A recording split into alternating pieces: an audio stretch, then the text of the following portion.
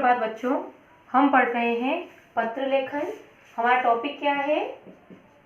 पत्र लेखन 25 topic number. ठीक है, तो मैं आपको एक पत्र कल बता रही थी जो प्रधानाचार्य जी को शुल्क माफी के लिए लिखना था, यानी आपकी फीस माफी के लिए।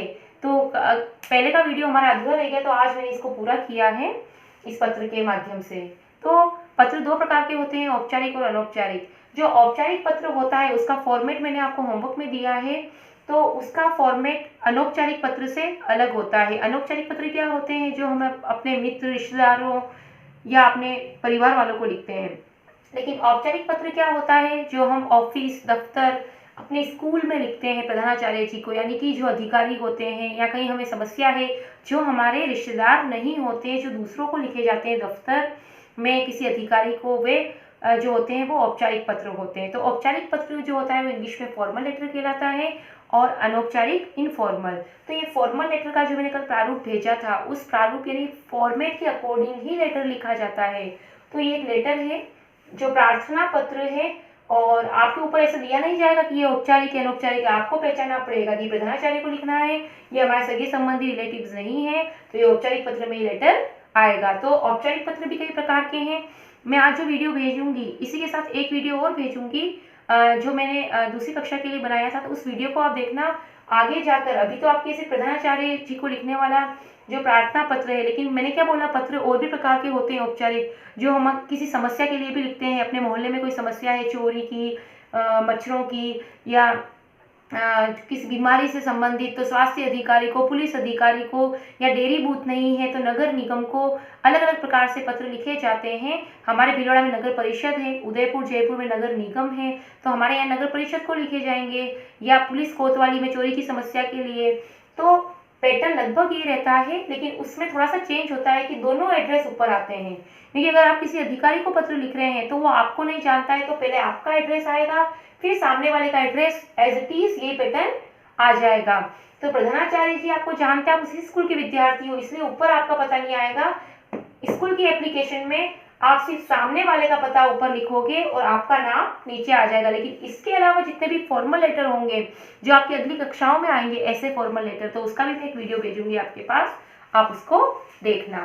तो सबसे पहले मैंने आपको फॉर्मेट में बताया था कि नाम और पता आता है। मैंने यहाँ लिखा था नाम, पता, दिनांक। इसका फॉर्मेट क्या होता है? सबसे पहले आता है नाम और पता, उसके बाद दिनांक, उसके बाद विषय, उसके बाद संबोधन। संबोधन जो है वो महोदय या महोदया होगा औपचारिक में, ठीक है, क्योंकि आपके सगे संबंधी नहीं है कि आदरणीय चाचा जी, मामा जी, या छोटा भाई नहीं है, तो संबोधन होगा महोदय, यानी जिसको पुकारोगे आप, उसे क्या कहकर पुकारोगे? महोदय। पुकारा जाने वाला नाम जो है वो संबोधन कहलाता है। तो महोदय या महोदया लिखते हैं, इंग्लिश में जैसे सर और मैडम लिखते हो। उसके बाद आपका कंटेंट आ जाएगा, यानी कि विषय वस्तु, ठीक है। उसके बाद आप धन्यवाद दोगे क्योंकि औपचारिक पत्र है, और नीचे आपका नाम और आपकी कक्षा आ जाएगी। तो अब इसको थोड़ा डिटेल में देख लेते हैं। सबसे पहले नाम और पता किसका? सामने वाले का। तो सामने वाले का नाम और पता क्या है? सेवा में, अपने टू द प्रिंसिपल, इंग्लिश में जो लिखते हैं, हिंदी में सेवा में, श्रीमान प्रधानाचार्य महोदय। जेंट्स है प्रधानाचार्य आया, और लेडीज होती तो प्रधानाचार्य। तो सामने वाले का नाम आ गया, ये नाम है। सेवा में श्रीमान प्रधानाचार्य महोदय है, उसकी पोस्ट लिखनी है, post is equal to name, ठीक है। उसके बाद पता लिखना है, पता किसी स्कूल का हो। यहाँ क्वेश्चन में अगर अलग स्कूल का पता होता कोई भी, तो आपको वो पता यहाँ लिखना था। तो यहाँ कोई पता नहीं है, कोई एड्रेस नहीं दिया है, तो अपने स्कूल का एड्रेस लिखो, Noble International School, Kunwada road, Bhilwara. दिनांक, अब ये जो एड्रेस है, पहले यहाँ पे कॉमा आता था सब जगह, लेकिन अब कोई जरूरी नहीं, अभी पैटर्न हट चुका है। सेवा में भी नहीं आता है, कहीं भी नहीं आता, लगा दो तो भी कोई एतराज नहीं है। तो सबसे पहले नाम और पता आएगा। तो सेवा में श्रीमान प्रधानाचार्य महोदय, फिर पता आ गया स्कूल का, Noble International School, Kunwada road, Bhilwara. 2 line से ज्यादा एड्रेस नहीं होना चाहिए, दोनों पंक्ति में, ज्यादा बड़ा भी नहीं, और ये नहीं खाली नोबल इंटरनेशनल स्कूल नहीं, Noble International School, Kunwada road, Bhilwara. ज्यादा से ज्यादा आप यहाँ लिखते हैं राजस्थान, शॉर्ट फॉर्म, ठीक है। अब एड्रेस और ये लिखने के बाद तुरंत बाद फॉर्मेट में आ जाएगी दिनांक, ठीक है। तो ये दिनांक आ गई आपकी 8 जनवरी, कल के लेटर को हम पूरा कर रहे हैं इसलिए 8 जनवरी 2021। यहाँ कोमा आएगा जनवरी के बाद। उसके बाद आपको ये जो मैंने क्रॉस लगा रखे हैं, क्रॉस लगाने नहीं है आपको, ये क्रॉस मैंने इसलिए लगा रखे हैं ताकि मैं आपको बता सकूं कि यहाँ आपको एक एक लाइन छोड़नी है। तो इसके बाद आपको एक लाइन छोड़नी है, इनके बीच में एक भी लाइन नहीं छोड़नी है। इसके बाद आएगा आपका विषय, विषय यानी सब्जेक्ट, जो औपचारिक पत्र में ही आता है, अनौपचारिक पत्र में यानी इनफॉर्मल लेटर में विषय नहीं आता। ये अंतर है पहला, औपचारिक और अनौपचारिक में। दूसरा अंतर, एक तो विषय आता है औपचारिक पत्र में, अनौपचारिक में नहीं आता। दूसरा अंतर, इसमें सामने वाले का पता आता है, लेकिन जो इनफॉर्मल होता है उसमें जो लिखने वाला है उसका नाम पता आएगा। ठीक है, तो उसके बाद विषय लिखा, क्या विषय है आपके, शुल्क माफी हेतु। तो शुल्क माफी हेतु का मतलब है के लिए, तो हेतु लिखो तो ज्यादा बेटर है। शुल्क मुक्ति हेतु या शुल्क माफी हेतु प्रार्थना पत्र, शॉर्ट में लिखना है, जैसे आप इंग्लिश में लिखते हो फॉर लीव लिखते हो ना। अब वन लाइन स्किप यहाँ और करनी है, यहाँ एक लाइन छोड़नी है, यहाँ एक लाइन छोड़नी है, इसीलिए क्रॉस लगाए हैं, क्रॉस लगाने नहीं है आपको, ठीक है, बताने के लिए। फिर आएगा आपका महोदय, जेंट्स है तो महोदय, लेडीज होती तो महोदया, तो ये महोदय लिखा। इसके बाद वन लाइन स्किप और करनी है। इसके बाद देखो, सबसे पहले नाम पता आया सामने वाले का, फिर आई आपकी दिनांक, फिर आया आपका विषय, फॉर्मेट में देखना आप, यही है विषय के बाद आपका आएगा संबोधन। ये जो महोदय और महोदया हम लिखते हैं ये कहलाता है संबोधन। उसके बाद क्या आएगी, ये क्या आपकी विषय वस्तु, ये है आपकी विषय वस्तु। विषय वस्तु को दो पार्ट में लिखो बेटा, पहले अपनी समस्या बताओ और अपन जो प्रार्थना करते हैं, अतः आपसे निवेदन है कि मुझे ये 2 दिन का अवकाश प्रदान करने का कष्ट करें, या आप मुझे ये दिलाने का कष्ट करें, या मेरी शुल्क माफी मुझे प्रदान करें, मेरी फीस माफ करें।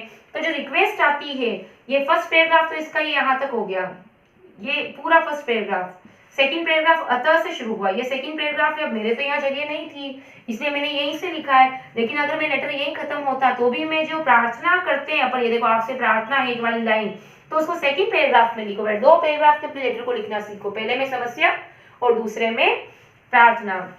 इस लैंग्वेज को याद करना है। महोदय के बाद लेडीज होती तो महोदया, वन लाइन स्किप। ये विषय वस्तु है। सविनय नम्र निवेदन है कि मैं आपके विद्यालय में कक्षा 5वीं ब का विद्यार्थी हूँ। अगर आप गर्ल्स हैं तो भी विद्यार्थी हो, बॉयज है तो भी विद्यार्थी हो, लेकिन छात्र आएगा गर्ल्स के लिए, छात्र आएगा बॉयज के लिए। 5वीं ब, ब का मतलब बी सेक्शन, स का मतलब सी सेक्शन, ए का मतलब अ सेक्शन। तो 5वीं अ, ए ऐसे नहीं लिखना है ऐसे, या बी ऐसे नहीं लिखना है, नो। 5वीं ब का छात्र विद्यार्थी हूँ। अब ये आपने बता दिया कि आप कौन हो। सविनय नम्र निवेदन है कि लैंग्वेज आएगी, सविनय नम्र निवेदन है कि मैं आपके विद्यालय में कक्षा 5वीं ब का विद्यार्थी हूँ। अब आपकी प्रॉब्लम बता दो कि आप फीस क्यों नहीं दे पा रहे हो, शुल्क क्यों नहीं दे पा रहे हो। मेरे माता पिता बहुत गरीब हैं, वह पिताजी चाय की दुकान चलाते हैं। उनकी मासिक आय, मासिक यानी मंथली इनकम, उनकी मासिक आय 4000 रुपए है, बस 4000 रुपए ही है। मेरे 2 भाई भी इसी स्कूल में पढ़ते हैं। मेरे पिताजी फीस भरने में असमर्थ हैं, यानी कि 4000 रुपए है तो पिताजी की आर्थिक स्थिति अच्छी नहीं है। तो आप इसमें ये लाइन भी जोड़ सकते हो कि मेरे पिताजी की आर्थिक स्थिति अच्छी नहीं होने के कारण वो फीस भरने में असमर्थ है, ये लाइन भी लिख सकते हैं आप। फिर आपकी प्रार्थना आ जाएगी, अतः मेरी आपसे प्रार्थना है कि आप मेरा शुल्क माफ करने की कृपा करें, या आप मुझे शुल्क मुक्ति प्रदान करें, आपकी अति कृपा होगी। ये लैंग्वेज होती है। आप और लेटर्स भी देखना, मैं कुछ लेटर्स और भेजूंगी आपके पढ़ने के लिए। होमवर्क में दूसरा लेटर है। अब यही फॉर्मेट चलेगा अगर आप स्कूल में लिखते हैं, कहीं और भी लिखते हैं, फॉर्मेट में यही आएगा। सबसे पहले सामने वाले का नाम और पता, दिनांक, उसके बाद विषय, उसके बाद संबोधन, महोदय या महोदया, उसके बाद पूरा विषय वस्तु, और लास्ट में धन्यवाद देना ना भूलें। और आपका आज्ञाकारी शिष्य, लड़की है तो शिष्या, और रोहित शर्मा मैंने नाम लिखा है, कक्षा 5वीं ब का है तो कक्षा 5वीं ब। तो ये है आपका एक फॉर्मल लेटर स्कूल के लिए प्रधानाचार्य जी को। और अगर दूसरे आप किसी समस्या के लिए लेटर लिखते हैं तो दोनों एड्रेस ऊपर ही आएंगे, पहले आपका एड्रेस आएगा फिर ये एड्रेस। उसका वीडियो बना हुआ है मेरे पास एक, तो वो मैं आपके लिए भेजूंगी। आपके इसके बुक के अंदर नहीं है, वो 6 में आएगा, हो सकता है थोड़ा स्तर उसका अलग है, ज्यादा है, आप छोटे बच्चे हो। तो इसके विषय वस्तु में आपके यहाँ क्वेश्चन कोई भी आ सकता है एग्जाम में भी।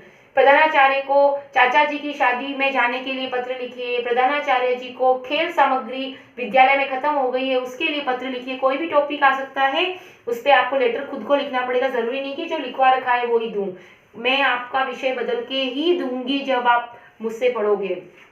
तो जैसे यहाँ खेल सामग्री मंगानी है तो वही लाइन आ जाएगी। सविनय, जैसे आप इंग्लिश में लिखते हो ना, I beg to say that, तो सविनय नम्र निवेदन है कि मैं आपके विद्यालय में कक्षा 5वीं ब का विद्यार्थी हूँ और हम सभी जानते हैं कि खेल प्रतियोगिताएं आयोजित होने वाली हमारे विद्यालय में, लेकिन खेल सामग्री पूरी नहीं होने के कारण हम खेल में अभ्यास करने में, यानी कि उसका जो अभ्यास करते हैं उसमें समर्थ नहीं है या असक्षम है।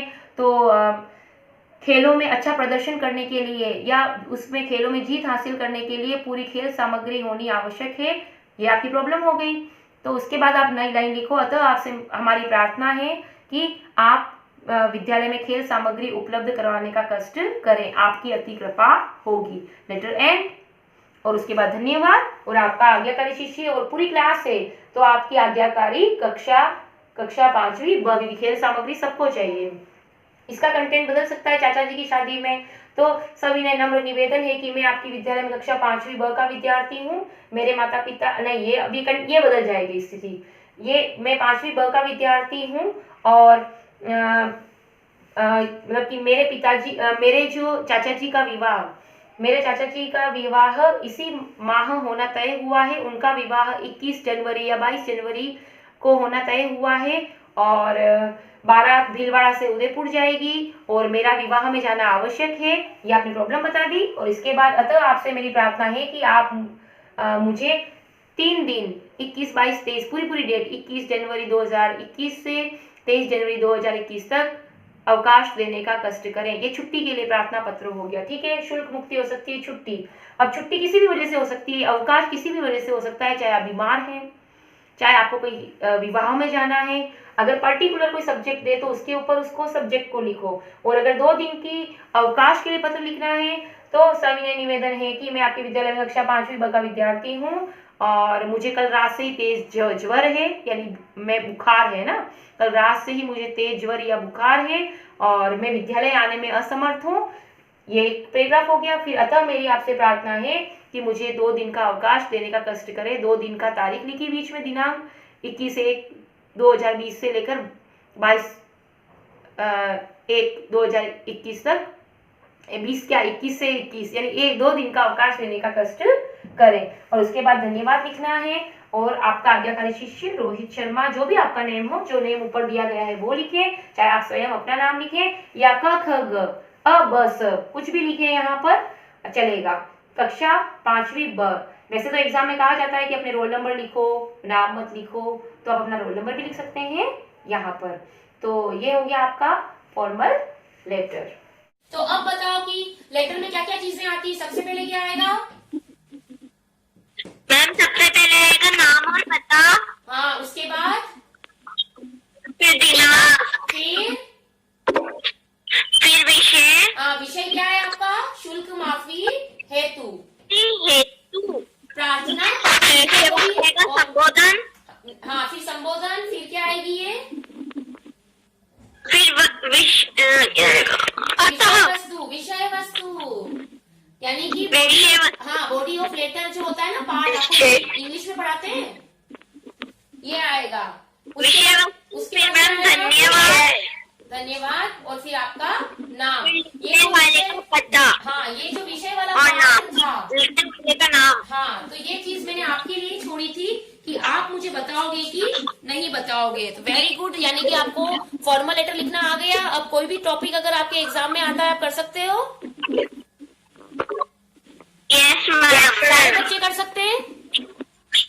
हाँ, तो ये याद करना है। अच्छा, बॉडी ऑफ लेटर बोलो तो। सविनय नम्र निवेदन है कि ये बोलो तो पूरा बोलना देखकर। सविनय नम्र, ये बॉडी ऑफ लेटर बोल के बताओ। सविनय नम्र निवेदन है कि मैं आपके विद्यालय, ये लाइन तो आपको याद है। सविनय नम्र निवेदन है कि मैं आपके विद्यालय में कक्षा 5वीं अ की छात्रा हूँ। गुड गर्ल, यानी कि आप अ की छात्रा हो तो आपके लिए आएगा छात्रा हूँ। Very good. और फिर आपको जो कंटेंट है वो आ जाएगा। ठीक है, तो आपके पास एक क्वेश्चन आएगा आज ma'am. होमवर्क में, तो वो आपको पूरा करना है। ओके, बाय बेटा। कल मैं वापस जो अगली क्लास होगी हमारी थर्सडे को, तब मैं इसका फॉर्मेट वापस पूछूंगी, एक एक बच्चे से पूछूंगी, चाहे हमको 2 दिन और लगे लेटर में। ठीक है, ओके। तो आज का गृह कार्य है वो एक बार आप देख लो। चाचा जी के विवाह में शामिल होने के लिए प्रधानाचार्य को छुट्टी के लिए प्रार्थना पत्र लिखना है, जो आपके पास आ जाएगा।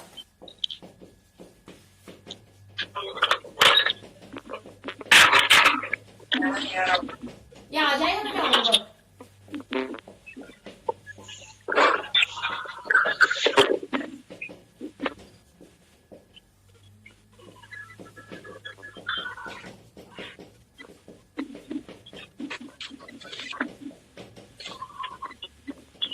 ठीक है, तो ये आपका गृह कार्य है।